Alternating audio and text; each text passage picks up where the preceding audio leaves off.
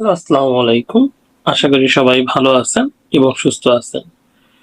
গত ক্লাসে ভিডিওতে আমরা দেখছিলাম যে জেপিজি দিয়ে ব্রাশ টুল তৈরি করলে ভালো হয় না পিএনজি দিয়ে ব্রাশ টুল তৈরি করলে ভালো হয়, বা কিভাবে ব্রাশ তৈরি করা যায়। গত ভিডিওগুলোতে আমরা এগুলোই দেখেছিলাম। তো আজকে ভিডিওতে আমরা দেখব কিভাবে একটি ব্রাশ আপনি ডাউনলোড করে ফটোশপে ইউজ করতে পারেন, কিভাবে এটাকে কাস্টমাইজ করা যায়।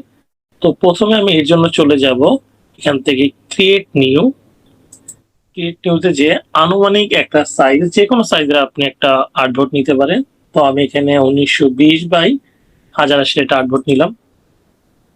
তারপর চলে যাব হচ্ছে গুগলে গিয়ে সার্চ করবেন ব্রাশ ব্রাশ টুলস। তো ব্রাশ টুল থেকে সার্চ করলে এখান থেকে এই যে ওয়েবসাইটটা প্রথমে আছে, এটা হচ্ছে মোস্ট প্রবাবলি বেশি ইউজ হয়। এখানে টুল ফ্রি ব্রাশের আছে 186-র উপরে। তো আমি এখানে যে যদি লিখি আপনার, আমি চাচ্ছি ধরুন ক্লাউড ব্রাশ। তো এখানে অনেক ব্রাশ আছে, আপনি কেমন ব্রাশ চাচ্ছেন। তো আমি এখানে লিখলাম ক্লাউড।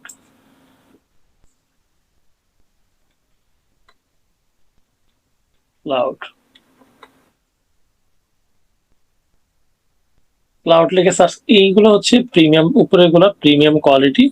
তো আমি নন প্রিমিয়ামে একটা ব্রাশ নিয়ে আপাতত যে কোনো একটা, ধরুন আমি এটা নিলাম।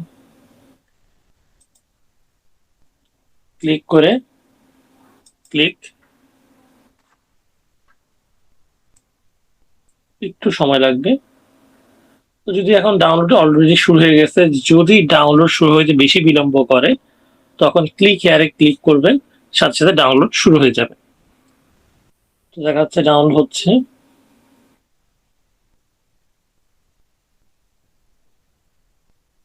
আচ্ছা, ডাউনলোড হয়ে গেছে। তো আমরা এখান থেকে ডাউনলোড হওয়ার পর ব্রাশটাকে আনজিপ করি।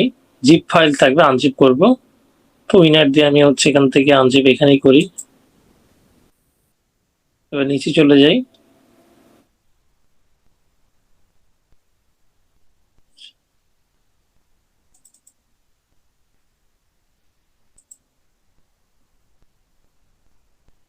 আচ্ছা, ডাবল ক্লিক করি। আচ্ছা, করার পর এখন যে আর্টবোর্ডটা আছে, এই আর্টবোর্ডে যদি আমি এখন ব্রাশ করতেও চাই তো কালারটা বোঝা যাবে না। তো আমি এটা অন্য কালার দিয়ে দিই এখান থেকে। সোল কালার থেকে আপাতত এটাকে আমি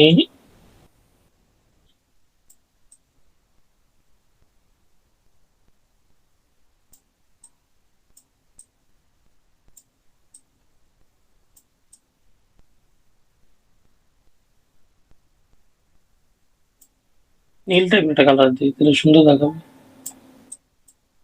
এরকম একটা কালার রাখলাম আপাতত। এরকম একটা কালার রেখে আমি যদি এখন একটা লেয়ার নিই, ফার্স্টে লেয়ার নেওয়ার পর ব্রাশ সিলেক্ট করি। ব্রাশ, এখান থেকে যাব হচ্ছে ব্রাশে গিয়ে আমি এখন নিচের দিকে যাব। এই যে আসছে ক্লাউড। তো ক্লিক করি।